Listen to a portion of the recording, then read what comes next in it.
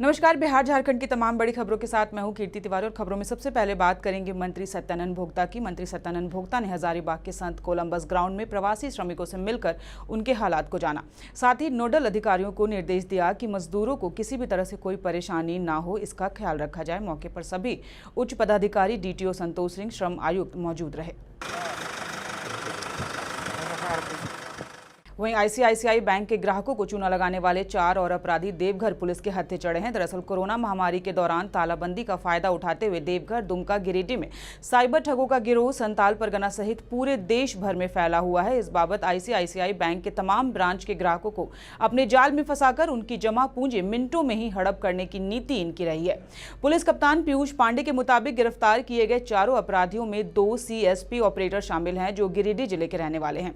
उनके पास से 70 SIM card, 60,000 नगद, 1 लैपटॉप, 41 एटीएम कार्ड, विभिन्न बैंकों के 7 मोबाइल फोन, 11 पासबुक, तमाम दस्तावेज बरामद किए गए हैं। जो फ्रॉड हुआ था उसमें 1 करोड़ से ऊपर रुपए का गबन किया गया था साइबर क्रिमिनल्स के द्वारा। इसमें पहले भी 8 अरेस्टिंग और काफ़ी सामान की रिकवरी हुई थी। उसमें फर्दर इन्वेस्टिगेटिंग करते हुए, उसकी मनी ट्रेल पर काम करते हुए हम लोगों ने 4 और लोगों को अरेस्ट किया है, जिसमें से 2 लोग अहिल्यापुर थाना गिरिडीह के रहने वाले हैं और 2 लोग करौं थाना के हैं। इसमें से 2 लोग डिफरेंट बैंक्स के, मर्चेंट बैंक्स के बैंकिंग करस्पॉन्डेंट्स भी हैं और ये लोग उसमें सीएसपी चलाते हैं। तो उसमें बेसिकली हम लोग को काफ़ी रिकवरी भी हुई है। 60,000 रुपये हम लोगों को कैश नकद बरामद हुआ है। वहीं कोरोना के खिलाफ जारी लॉकडाउन 4.0 में दी गई छूट और किन किन क्षेत्रों में यह प्रभावी होगा, इसकी जानकारी रांची के एसडीओ ने संवाददाता सम्मेलन में दी। रांची प्रशासन की ओर से साफ किया गया कि शराब की दुकानें उत्पाद विभाग के निर्णय के बाद ही खुल सकेंगी। गृह मंत्रालय भारत सरकार के द्वारा जारी जो लॉकडाउन 4.0 के सिलसिले में नई गाइडलाइंस जारी की गई हैं और उसके आलोक में राज्य सरकार के द्वारा एक दिशा निर्देश जारी हुआ है। तो उनके लिए कुछ चीज़ें अलाउड की हैं और कुछ चीज़ों को प्रोहिबिट किया गया है। तो उसी का क्लैरिफिकेशन के लिए ये प्रेस कॉन्फ्रेंस बुलाई गई है। तो राज्य सरकार ने जो एक्टिविटीज़ परमिट की हैं उसमें प्रमुख रूप से 8 कैटेगरीज हैं, जिसमें इंडस्ट्रियल एरियाज में इंडस्ट्रियल एक्टिविटी, दूसरा कंस्ट्रक्शन एक्टिविटी, तीसरा सभी प्रकार के गोडाउन्स और वेयर हाउसेस, चौथा जो भी शॉप्स हार्डवेयर सेल करते हैं, कंस्ट्रक्शन रिलेटेड आइटम सेल करते हैं, सारे किताब और कॉपी की दुकानें और टेलीकॉम कंपनीज के रिटेल आउटलेट्स, ये अलाउड है। 5वां प्राइवेट ऑफिसेज को ओपन करने का निर्देश है। सारे तरह के ई कॉमर्स जो इसेंशियल, नॉन इसेंशियल दोनों कैटेगरी के हैं उनको परमिट किया गया है। म्युनिसिपल एरिया के अलावा अन्य जगह पर mobile, watches, TV, IT related accessories और रेफ्रिजरेटर्स, एसी और कूलर्स के लिए की दुकानें भी परमिट की गई हैं। ये म्युनिसिपल एरिया के बाहर और नगर निगम क्षेत्र के अंदर नहीं। इसके अलावा जो रिटेल लिकर शॉप्स है उस पर उत्पाद विभाग के निर्णय के उपरांत उसको खोलने का या जो भी खोलने का मैकेनिज्म होगा उस पर निर्णय होगा। तो इसमें प्रमुख रूप से जो कंफ्यूजन पॉइंट्स हैं वो हम एक बार चैम्बर के साथ भी आज बैठक हुई, उसके बाद जो चीज़ें आई तो चैम्बर ऑफ कॉमर्स की तरफ से जो सजेशन आए कि क्या चीज़ों को लेकर कंफ्यूजन है, तो उसमें हम क्लैरिटी कर देना चाहते हैं। पहला ये कि जितने भी प्रकार की एक्टिविटीज़ अलाउ की गई हैं वो कंटेनमेंट जोन में नहीं अलाउड है, वो outside of containment zone allow की गई हैं। बफर जोन में भी ये सारी एक्टिविटीज़ अलाउड रहेंगी। कंटेनमेंट जोन का जो पेरीमीटर है, जो अभी हम लोगों का रांची में तकरीबन 9 कंटेनमेंट जोन बचा हुआ है, इसमें एक हिंदपीढ़ी मेजर कंटेनमेंट एरिया है, बाकी 8 माइक्रो। तो कंटेनमेंट एरिया की बाउंड्री के अंदर कोई भी एक्टिविटी अलाउ नहीं रहेगी, वो वैसे ही चलेगा जैसे पहले चलता आया है। लेकिन उसके बाहर जितने तरह की छूटें दी गई हैं, जितने तरह की रियायतें दी गई हैं वो अलाउड रहेंगी। दूसरा है कि जितने भी शॉप्स या रिटेल आउटलेट्स या प्राइवेट ऑफिसेज, जितने भी इस तरह के कॉमर्शियल आउटलेट्स को परमिशन दी गई है, वो जो भी मानक है, जो एक एनेक्सचर 2 है, जो अभी आप लोगों को हम लोग उपलब्ध भी करा देंगे, एनेक्सचर 2 में उल्लिखित जितने भी मानक हैं उनका 100% पालन करेंगे। वहीं पाकुड़ में अपराध एवं कोयला चोरी पर अंकुश लगाने के साथ जिले की पुलिस कोरोना से बचाव रोकथाम के लिए लॉकडाउन का अनुपालन भी कड़ाई से कर रही है। जिले में अब तक लॉकडाउन उल्लंघन के 12 मामले दर्ज किए गए हैं। लोगों को सोशल डिस्टेंसिंग का अनुपालन कराने के साथ अपने विभाग के अधिकारियों एवं जवानों जिनकी तैनाती सार्वजनिक स्थानों, अस्पताल एवं चेकपोस्ट पर हुई है, उन्हें भी एहतियात बरतने की सलाह एसपी मणिलाल मंडल निरीक्षण के दौरान दे रहे हैं। एसपी मणिलाल मंडल ने ओंकार अवामी को बताया कि लॉकडाउन के दौरान पैदल जा रहे प्रवासी मजदूरों को उनके घर तक पहुंचाने के लिए वाहन की व्यवस्था के साथ उन्हें भोजन भी कराया जा रहा है। पूरे हमारे देश में, खासकर झारखंड में, तो इस संदर्भ में हमारे पाकुड़ जिला में अब तक 12 FIR दर्ज हो चुका है। और सर टाउन में इधर हाल में भी कुछ हुआ? मुझे सूचना मिली थी कि एक सैलून बाहर से शटर लगा के साइड से कस्टमर को घुसा के और लोग लॉकडाउन का खुल्लम खुल्ला उल्लंघन कर रहा है। तो इसका मैं जांच करवाया, थानेदार को तुरंत भेजा गोपाल को, नगर थाना पाकुड़ को। मौके पर जाकर उसने देखा तो सही पाया।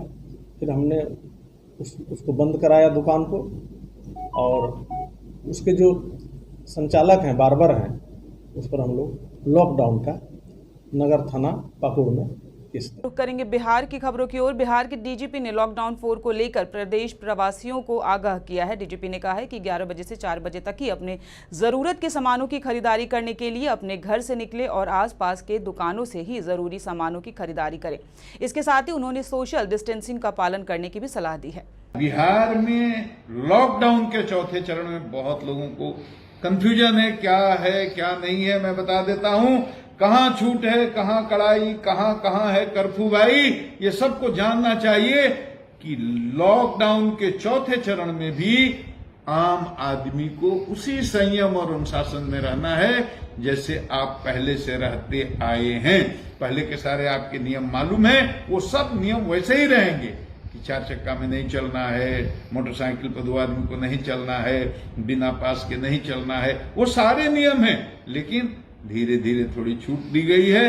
अब बहुत सारी दुकानें खुल जाएंगी, कपड़े की दुकान, ड्राई क्लीनिंग की दुकान, फर्नीचर की दुकान, बर्तन की दुकान, साइकिल की दुकान, स्पोर्ट्स की दुकान, उसी तरह से किताबों की दुकान, चश्मा की दुकान, स्टेशनरी की दुकान, इलेक्ट्रॉनिक्स की दुकान, इलेक्ट्रिक की दुकान, राशन की दुकान, बहुत दवा की दुकान, बहुत सारी दुकानें इसमें से पहले भी खुली हुई है। जिला प्रशासन तय कर लेगा कहाँ किस तरह की दुकान की किस इलाके में कितने देर तक क्या खुलने की जरूरत है, और जिला प्रशासन अपने हिसाब से इन दुकानों को खुलेगा। लेकिन आप लोगों को अपने निकट के दुकान में जाना है। पटना सिटी का आदमी आसियाना में मार्केटिंग करने नहीं जाएगा, आसियाना का आदमी कंकड़बाग की दुकान में नहीं जाएगा। लेकिन दुकानों को याद रखिए, केवल 11 बजे से 4 बजे तक ही जाना है आपको, और सोशल डिस्टेंसिंग का पालन करते हुए मुंह में मास्क लगा करके। दुकानों में भी जो बेचने वाले हैं, दुकानदार हैं, सेल्समैन हैं, मुंह पर मास्क लगा कर रखेंगे, सैनिटाइजर का प्रयोग करेंगे, सोशल डिस्टेंसिंग के नियमों का पालन करेंगे 11 से 4 बजे तक। वहीं पूरे देश में कोरोना का कोहराम मचा है। बिहार में संक्रमित मरीजों का आंकड़ा 1400 को पार कर चुका है। इस पूरे मामले को लेकर प्रसिद्ध चिकित्सक IMA में उपाध्यक्ष डॉक्टर सुनील ने क्या कहा, आइए सुनते हैं। और हम अगर बिहार की बात करें तो बिहार में तो माननीय मुख्यमंत्री जी ने केंद्र सरकार के निर्देशों के पहले ही नियरली लॉकडाउन कर दिया था, और हम पूरे राज्य सरकार और केंद्र सरकार के जो जागरूकता के चीज़ थे, social distancing, mask, hand hygiene, और इन सब चीज़ों को जिस तरह से जागरूकता के मटेरियल परकुलेट किए जनता के बीच में, और जनता ने जिस तरह से बात माना कि हमारा जो है नियंत्रण में। और बिहार में तो देखें तो रिकवरी रेट बहुत अच्छा है, मॉर्टेलिटी और मॉर्बिडिटी कम है। कोरोना है लेकिन हम नियंत्रित करने में सक्षम हैं। और जिस तरह केंद्र सरकार और राज्य सरकारें लॉकडाउन के जो ढिलाई दी जा रही है वो आर्थिक ढंग से फेज वाइज ढिलाई है, तो निश्चित ही ये पूरे वैज्ञानिकों से, चिकित्सकों से, समाज सेविकों से, सबसे करके सरकार ने इस तरह से देखते हुए ही ये लॉकडाउन में ढील दी है। और हम सब आपके एक चैनल का भी साधुवाद है कि आपके चैनल के माध्यम से जो जागरूकता लोगों को फैली, उसके जो आज भी लॉकडाउन 4 चल रहा है, आपके चैनल के माध्यम से हम जनता को कहना चाहेंगे कि लॉकडाउन 4 चल रहा है, उसको सख्ती से पालन किया जाए। वहीं मुंगेर श्रमिकों को लेकर स्पेशल ट्रेन पहुंची। ट्रेन के स्टेशन पर पहुंचने के बाद मजदूरों के चेहरे पर घर पहुंचने की जो खुशी है और उम्मीद साफ देखने को मिली। ट्रेन के स्टेशन पर पहुंचते ही मौजूद अधिकारियों ने प्रवासियों का स्वागत किया। स्टेशन पर एक एक करके उतरने के बाद श्रमिकों को पहले थर्मल स्कैनर से उनकी जांच की गई। जांच से गुजरने के बाद श्रमिकों को लंच पैकेट दिया गया, जिसके बाद जरूरी निर्देश देते हुए विभिन्न जिलों के उतरे प्रवासी मजदूरों को बसों के माध्यम से उन्हें उनके घर भेजा गया। आने में कोई दिक्कत हुई? नहीं सर, कोई दिक्कत नहीं। ट्रेन में सुविधा था? ट्रेन में सुविधा था, 3 जगह खाना पानी मिला था रास्ते में। हाँ, पानी दिया था और ब्रेड दिया था और कुछ नहीं दिया था। अच्छा, खाने में मिला था ये सब ना? हाँ, और वही दिल्ली, पुरानी दिल्ली में वही खिचड़ी दिया था। वहाँ जो खाना खा के आए थे, तो एक जगह ब्रेड दिया और पानी दिया।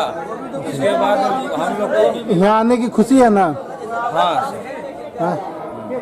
वहीं पटना में जल जमाव की स्थिति बन गई थी, जिसको लेकर लोगों को खासी परेशानियों का सामना करना पड़ रहा था। लेकिन इस बार पटना नगर निगम पूरी तरह से तत्पर दिख रहा है और पटना में कई इलाकों में नाला उड़ाई का काम चल रहा है। जो भी इलाके में नाला पिछले कई सालों से सफाई नहीं हुआ है, उसे एक पोपलिन की मदद से लगातार साफ किया जा रहा है। इसको लेकर नूतन अंचल के इलाकों में सफाई की गई है। कई इलाकों में नाला उड़ाही का कार्य लगातार किया जा रहा है।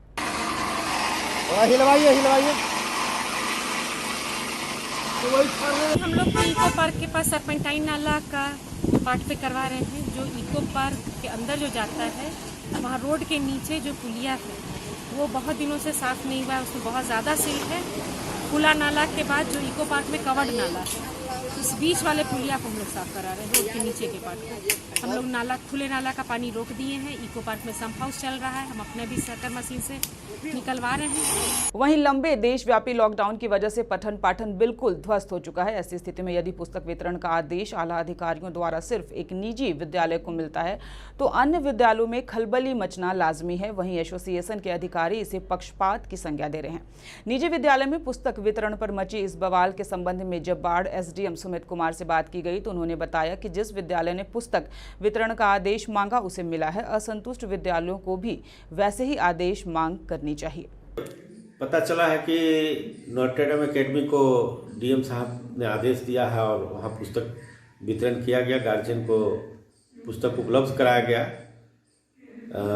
पहले भी जो पेपर में निकला था कि स्कूल वाले पुस्तक वितरण कर सकते हैं, तो उस आलोक में कुछ स्कूल वाले एसडीओ साहब से संपर्क किए, बात किए बाहर मंडलाधिकारी से, तो उन्होंने कहा कि लिखित लेटर मेरे पास नहीं आया है, हम इसकी अनुमति नहीं देते हैं। लेकिन ये एक पक्षीय काम डीएम साहब ने एक विद्यालय को आदेश देके बाकी विद्यालय में असंतोष की भावना फैली है। मैं विलंब डीएम साहब से मांग करता हूं कि सभी स्कूल को एक समान देखा जाए और सभी स्कूल को अनुमति दिया जाए। जानकारी के मुताबिक एक विद्यालय को विशेष परमिशन दिया गया है किताब वितरण के संबंध में। किनके द्वारा? जिला पदाधिकारी के द्वारा। जो सामाजिक दृष्टिकोण से या विद्यालय के दृष्टिकोण से उचित नहीं है। सारे विद्यालय को पुस्तक वितरण की अनुमति मिलनी चाहिए समूह में, और खास करके जो छोटे विद्यालय हैं, जो दिहाड़ी मजदूर के बच्चे अधिक पढ़ते हैं, वे लोग वंचित हैं, उन्हें भी आदेश मिलना चाहिए। खबरों में आगे बढ़ेंगे। बिहार में कोरोना से संक्रमण मरीजों की संख्या जो है वो लगातार बढ़ने से स्वास्थ्य विभाग और प्रशासन की टीम अलर्ट हो गई है। जहां पटना सिटी के बाईपास थाना क्षेत्र के छोटी पहाड़ी स्थित इंद्रपुरी इलाके को सील कर दिया गया है। बता दें कि पटना में कल कई नए इलाकों में कोरोना ने अपनी दस्तक दी, जिसमें पटना सिटी का बाईपास थाना क्षेत्र के छोटी पहाड़ी स्थित इंद्रपुरी इलाका भी शामिल है। वहीं पॉजिटिव महिला मिलने के बाद प्रशासन की ओर से एहतियात कदम उठाते हुए उस इलाके को सील कर दिया गया है। है। वहीं पुलिस इलाके के लोगों से अपने अपने घरों के अंदर रहने और सोशल डिस्टेंसिंग बनाए रखने की अपील भी कर रही है। वहीं लॉकडाउन 4 लागू होने के बावजूद भी प्रवासी मजदूरों का दूसरे राज्यों से पैदल आने का सिलसिला लगातार जारी है। पटना के 0 माइल 4 लेन पर दूसरे राज्यों से प्रवासी मजदूर पैदल और साइकिल चलाकर पहुंच रहे हैं, जहां पटना जिला प्रशासन की तरफ से प्रवासी मजदूरों को खाना पानी मुहैया कराया गया। वहीं पटना सिटी एसडीओ राजेश रोशन द्वारा सभी मजदूरों को खाना पानी देकर बस द्वारा दानापुर भेजा गया। एक तरफ राज्य सरकार से लेकर केंद्र सरकार दावा कर रही है कि प्रवासी मजदूरों को लाने के लिए ट्रेन से लेकर बस की सुविधा दी गई, फिर भी सैकड़ों की तादाद में पैदल यात्रा कर मजदूर पहुंच रहे हैं। मौके पर मजदूरों ने बताया कि कोई भी साधन नहीं मिलने से पैदल ही यात्रा कर हम लोग अपने घर की ओर जा रहे हैं। वहीं निरसा में मंगलवार सुबह चिरकुंडा पुलिस ने हत्या के आरोपी पिंटू सिंह की निशानदेही पर चिरकुंडा थाना क्षेत्र के लायक डी चाणक से 30 वर्षीय किशन राय का शव बरामद कर लिया है। वहीं पुलिस ने शव को कब्जे में लेकर पोस्टमार्टम के लिए भेज दिया है। थाना प्रभारी सह पुलिस निरीक्षक प्रभात सिंह ने कहा कि पैसे की लेन देन को लेकर मृतक किशन राय के साथ मारपीट की गई और फिर उसकी हत्या पिंटू सिंह द्वारा कर दी गई। वहीं उन्होंने बताया कि शव को कब्जे में ले लिया गया है और पुलिस छानबीन में जुट गई है। আরেকজন ছিল রমজান, হ্যাঁ, আর আসে পরে আমার ছেলেটাকে উঠে নিয়ে গেছে। আচ্ছা, ওর পরে তোমরা কি জানতে পারলে? এখন আমরা কিছু জানতে পাইনি, আর সকাল থেকে খুঁজতে খুঁজতে নেই পাতা। সকালে কি বলে নিয়ে গেছিল? সকালে বলে গেছে যে আমি আর আসবো নাই, আমরা আমি মরি আর বাঁচি, ওরা নিয়ে গেছে আমাকে। আমরা কি করব না করব জানি। 2 लड़का गए थे मेरा घर में, हम सोए हुए तो मेरा बेटा उठा, उन लोग को पहचानता मेरा बेटा, तो अभी गए हैं उनका साथ में, बड़ा हो गया तो छोटा साथ गए हैं लाने के लिए लोग, और अब तो लोग ले गए, तब से भाई अभी ना पता है। आपको खबर क्या मिला? खबर हमको यही मिला, रामानंद बोल के कोई साइकिल मिस्त्री है, वो बोला कि तेरा भाई को वो क्या अचानक में मार गिरा दिया है। पिंटू कुमार सिंह, हाँ, इन्होंने स्वीकार किया है कि इनके द्वारा धक्का दिया गया। रविवार सुबह 4 बजे जो ले जाने की बात आ रही थी, क्या ले जाने में दोनों थे, राम जाने और नहीं, राम जाने उसके साथी थे, घर दिखाया राम जाने, और उसके बाद जब मारपीट होने लगी इन लोग में, इसको ये प्रोटेक्ट किया, उसको बचाने की कोशिश की, फिर इन लोगों ने शराब पीने का ये किया, और उसके बाद जब मारपीट जब अंतिम स्थिति में पहुंची है, ये भागा, इसको प्रोटेक्ट करने की कोशिश किया, वो उसमें वो गिर गया। पुलिस क्या कार्रवाई कर रही है सर? जी, पुलिस आगे क्या कार्रवाई कर रही है? इसमें सुसंगत धाराओं में कानून दर्ज कर इसको जो है अनुसंधान करेंगे, और जो है अभियुक्त को जेल भेजेंगे, हम लोग न्यायिक हिसाब से मिला करके जेल भेजेंगे और आरोप पत्र समर्पित। तो इस बुलेटिन में फिलहाल इतना ही। खबरों पर अपनी अपडेट और नजर बनाए रखिए। नमस्कार।